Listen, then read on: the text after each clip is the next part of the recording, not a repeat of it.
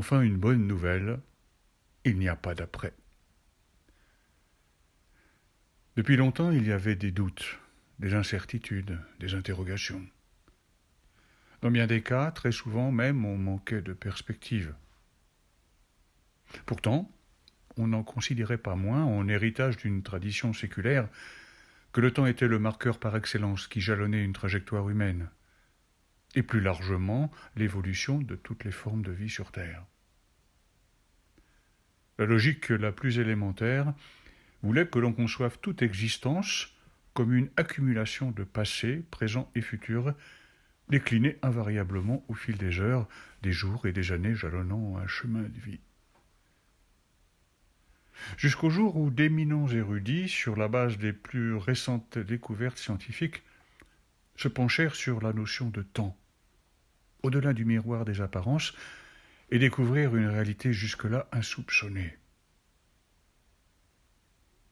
Après nombre d'études et de travaux pour confirmer leur incroyable découverte, ils en vinrent à considérer qu'il y a bien un avant, composé d'hier résultant de l'accumulation d'un nombre incalculable de présents autrefois vécus, et aussi bien sûr un maintenant, résultant d'une suite infinie de présents se succédant interminablement en ce que les bouddhistes nomment l'impermanence, et c'est tout. Pas la moindre allusion dans leur imposant rapport à un après. Un avant, un présent, mais pas d'après. Autrement dit, sans aucune perspective d'avenir ou de futur. Comment cela pouvait-il être concevable ? En totale rupture avec les croyances et traditions du passé. Sans tarder, des questions fusèrent de tous bords, tentant de percevoir une logique et remettant en cause les résultats des érudits. Comment concevoir, au-delà de tout ce que l'on avait cru jusqu'alors, qu'il puisse y avoir un passé, un présent, et pas de futur ? Avec une clarté et une pertinence insoupçonnées, une réponse unique jaillit bientôt des esprits les plus éclairés. La conscience.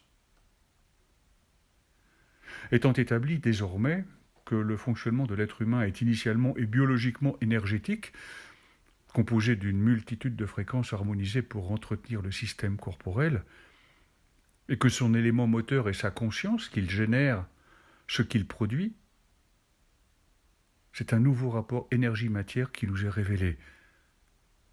La conscience en question est ainsi l'essence vibratoire de l'être qui cristallise l'énergie pour créer la matière. Cela signifie qu'il n'y a pas un après vers lequel nous allons à partir d'un présent qui nous serait imposé d'une quelconque manière, mais le jaillissement en devenir d'un présent après un autre. Et cela change tout dans notre perception de l'existence humaine. Ce que nous pensions être un après n'est en réalité qu'une projection des flux énergétiques de notre présent. Ou comment, au lieu d'être conditionné par des éléments extérieurs de toute nature, c'est notre conscience qui génère les présents un à un, traçant ainsi le sillon de notre chemin de vie. Cela signifie qu'au-delà de toutes les dépendances que l'on tente de nous imposer, c'est en réalité à nous, en tout instant de chacun de nos présents successifs, qu'il appartient de concevoir, déterminer et concrétiser ce que l'on va devenir. À partir de là, visualiser et projeter du positif est bien plus essentiel et régénérateur que d'entretenir le négatif des doutes, des angoisses ou des peurs qui ne sont qu'artificielles. En d'autres termes, on est seulement ce que notre conscience projette. Plutôt prometteur pour une grande nouvelle et belle année à venir, non ? Prenez soin, un grand soin de votre âme. Élevez votre conscience et votre vie sera juste ce que vous voulez qu'elle soit.